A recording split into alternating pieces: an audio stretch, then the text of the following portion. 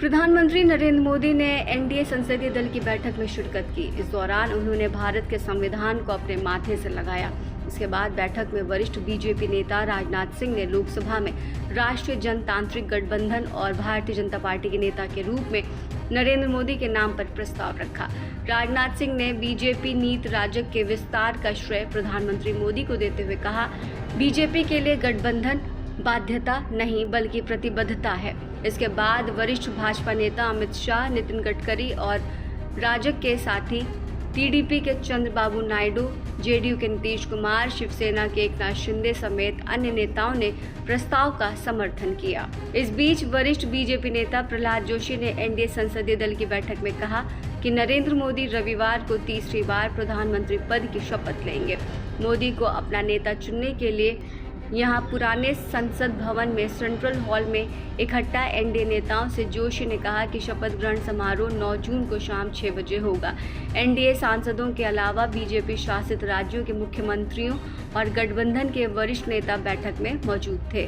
आपको बताते चले कि प्रधानमंत्री नरेंद्र मोदी ने अपने भाषण की शुरुआत करते हुए कहा कि जो 7 विजय होकर आए हैं वो सभी अभिनंदन के अधिकारी हैं। जिन लाखों कार्यकर्ताओं ने दिन रात परिश्रम किया, उन लोगों ने न दिन देखी न रात देखी। इतनी भयंकर गर्मी में हर दल के कार्यकर्ताओं ने जो पुरुषार्थ परिश्रम किया, मैं आज संविधान सदन में उन्हें सर झुकाकर प्रणाम करता हूँ।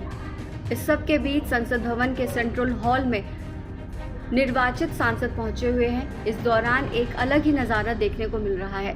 दरअसल नरेंद्र मोदी से सीएम नीतीश मिलने पहुंचे। इस दौरान वो नरेंद्र मोदी के पैर छूने लगे, जिसके बाद मोदी ने उन्हें रोका और हाथ जोड़कर अभिवादन किया।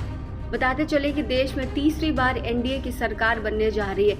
एनडीए ने 293 सीटें जीती हैं। बीजेपी को 240, टीडीपी को 16, जेडीयू को 12, शिवसेना को 7, लोक जनशक्ति पार्टी को 5 सीटें मिली हैं। जेएसपी को 2-2 सीटें मिली हैं। अपना दल, एजीपी, एजेएसयूपी, हम, एनसीपी, एसकेएम, यूपीपीएल को 1-1 सीट मिली है। विपक्षी इंडिया ब्लॉक को 234 सीटें मिली थी। 543 सीटों वाले सदन में बहुमत के लिए 272 सदस्यों का होना जरूरी है। प्रधानमंत्री नरेंद्र मोदी ने अपने भाषण में कहा कि हम अगले 10 सालों में देश को तेजी से विकास के रास्ते पर ले जाएंगे। उन्होंने ये भी कहा कि मैं अगले 10 साल वाली बात बहुत जिम्मेदारी से कह रहा हूँ। उन्होंने ये भी कहा कि हम देश में गुड गवर्नेंस की बात करते हैं। हमारी इच्छा है कि देश के आम नागरिकों के जीवन में सरकार का दखल कम से कम हो। इस तरह 10 साल की बात करके मोदी ने 2029 के आम चुनावों में भी भाजपा की जीत का टारगेट दे दिया है। बता दें कि मोदी को नेता चुने जाने के दौरान उनके नीतीश कुमार, चंद्रबाबू नायडू जैसे नेताओं ने भी खूब तारीफ की है। पीएम ने यह भी कहा कि 2019 में जब मैं यहाँ पर बोल रहा था और आपने मुझे चुना था तो मैं एक शब्द विश्वास पर बल दे रहा था। अब फिर से जब आपने मुझे जिम्मेदारी दी है तो इसका अर्थ है कि हमारे बीच विश्वास कायम है। नरेंद्र मोदी ने कहा कि ये विश्वास ही सबसे बड़ी पूंजी है। ये पल मेरे लिए भावुक करने वाले हैं। आप सबका मैं जितना धन्यवाद करूं उतना कम है।